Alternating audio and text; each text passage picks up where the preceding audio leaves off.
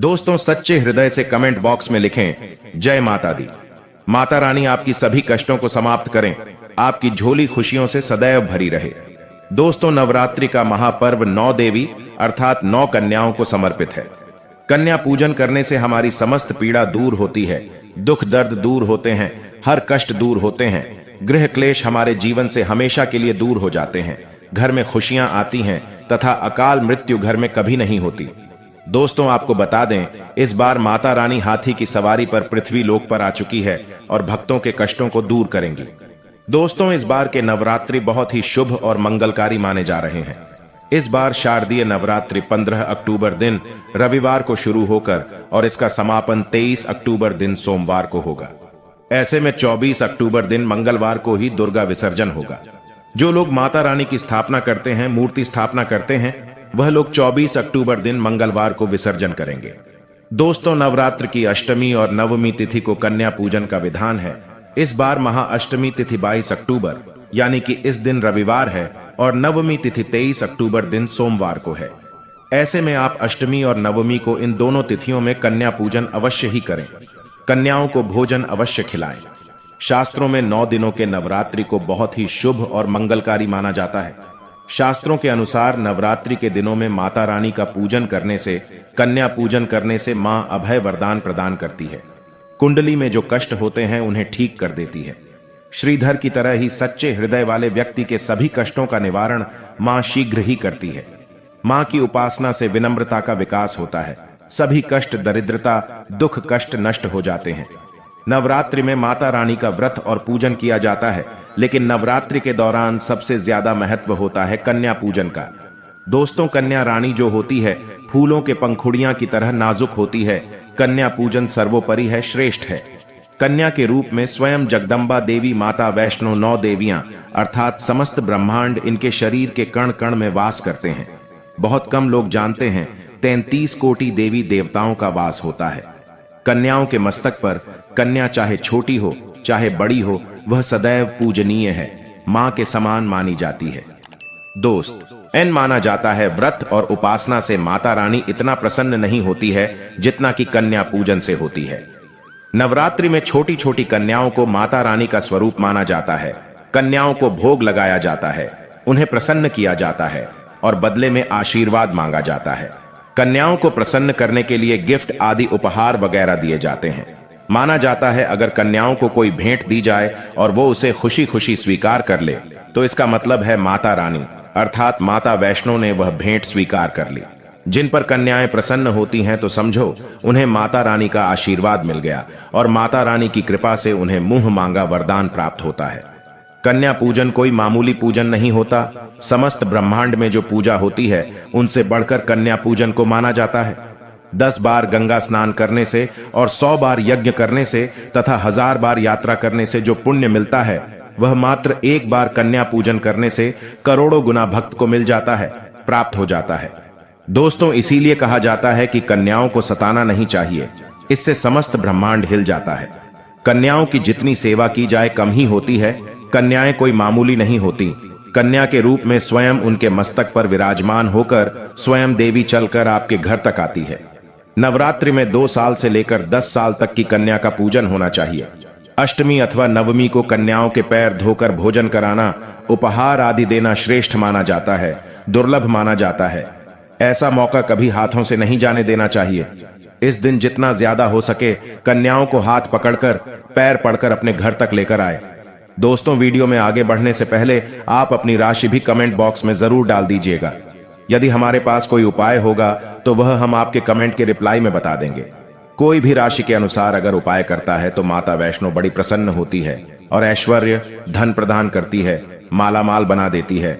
इसीलिए राशि कमेंट में जरूर छोड़े और हाँ, माता को एक लाइक जरूर करें। लाइक करने में कंजूसी ना करें। दोस्तों, कैसे करें कन्याओं का स्वागत? कन्या जब आपके घर आए तब सभी के पैरों को दूध और पानी से धुलाना चाहिए। खासकर मर्दों को कन्याओं के पैर अवश्य धोने चाहिए।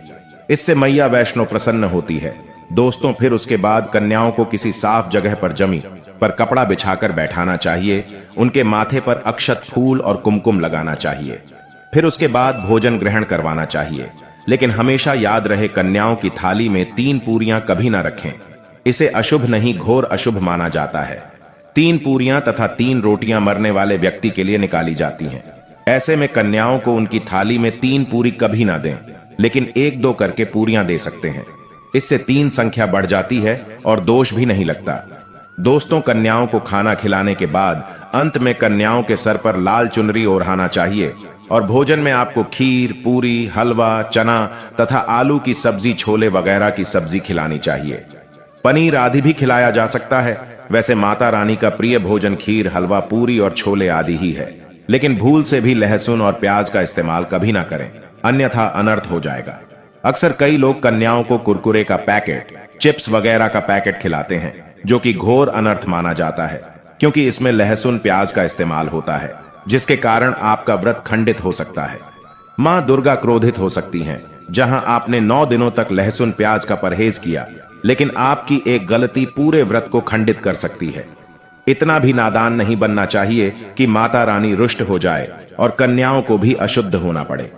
कन्याओं को डब्बा बंद कोई भी ऐसी चीज ना खिलाएं जिसमें लहसुन प्याज होता है। कई चीज तो ऐसी होती है मार्केट में जिसके अंदर लहसुन प्याज का इस्तेमाल होता है, ऐसा आप कभी मत करना। दोस्तों, कई लोग कन्या पूजन में खाना घर पर नहीं बनाते और मार्केट से रेडीमेड लाकर ही खिलाते हैं तथा दही जलेबी खिलाते हैं, जो कि शुभ नहीं माना जाता। दोस्तों, ऐसा खाना वो लोग खिलाते हैं जिनके घर में मान लीजिए कोई दुर्घटना आदि हो गई है या घर में कोई बीमार है या कोई मुसीबत है, तब वह ऐसा करते हैं। लेकिन अगर आप स्वस्थ हैं, आपको कोई पीड़ा नहीं है, तो ऐसा भूलकर भी नहीं करना चाहिए। माता रानी दही जलेबी नहीं, आपके हाथों का बना भोजन खाना चाहती है, आपका प्यार चाहती है।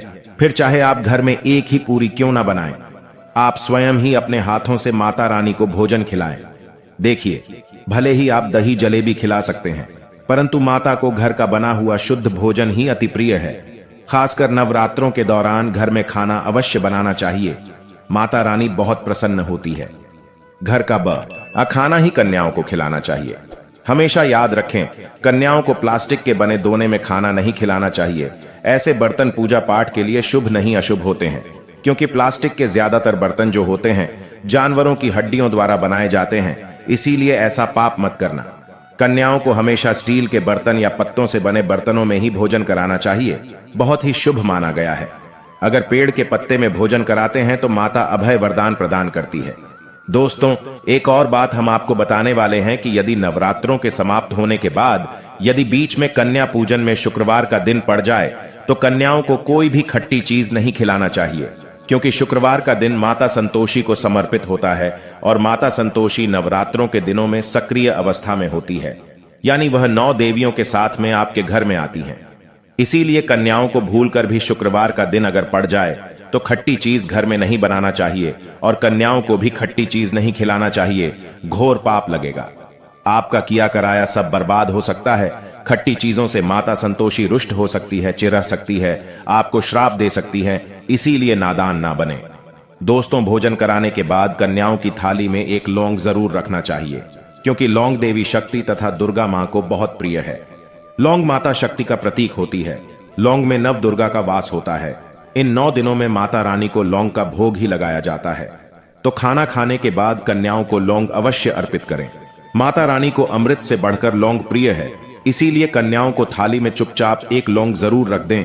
आपका भाग्य चमक जाएगा। माता लक्ष्मी आपके जीवन में धन की कोई भी कमी नहीं होने देंगी। दोस्तों, आपको बता दें, कन्याओं को उपहार में क्या दें।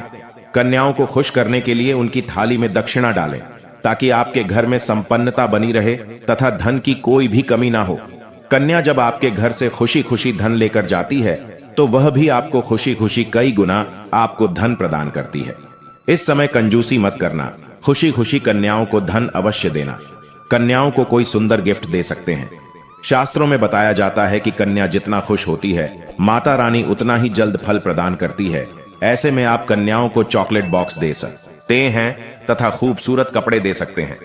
याद रहे, काले कपड़े ना दें और स्टील के बर्तन भी गिफ्ट के तौर पर दे सकते हैं। याद रहे कि कन्याओं को लोहे का कोई भी सामान नहीं देना चाहिए, नहीं तो राहु केतु का प्रभाव आपके जीवन में प्रवेश कर जाएगा। राहु काल तथा राहु दोष आपको लग जाएगा, आप बर्बाद भी हो सकते हैं। दोस्तों, जब कन्या अपने घर के लिए प्रस्थान करें तो उनके चरण जरूर छू लें और अपने मन में अपनी प्रार्थना को पूरा करें। सच्चे दिल से मांगी हुई मुराद माता रानी अवश्य ही पूरी करती है। सच्चे दिल का मतलब होता है मन में कोई भी लालच ना हो, और अगर वह लालच माता को पाने के लिए बन जाए तो उसे बोलते हैं सच्ची श्रद्धा और सच्ची भक्ति। ऐसी भक्ति के आगे स्वयं 33 कोटि देवी देवता आपको नमस्कार करते हैं। दोस्तों, नवरात्रों के दिनों में अगर मिल जाए आपको यह संकेत तो समझो मां दुर्गा आपके घर में आ चुकी है। यह संकेत बताते हैं मां दुर्गा का आशीर्वाद आपको प्राप्त होने वाला है। तो आइए शुरू करते हैं। दोस्तों, पहला संकेत, जब आप कलश स्थापना करते हैं तो जौ से निकली हरियाली बहुत ही शुभ मानी गई है।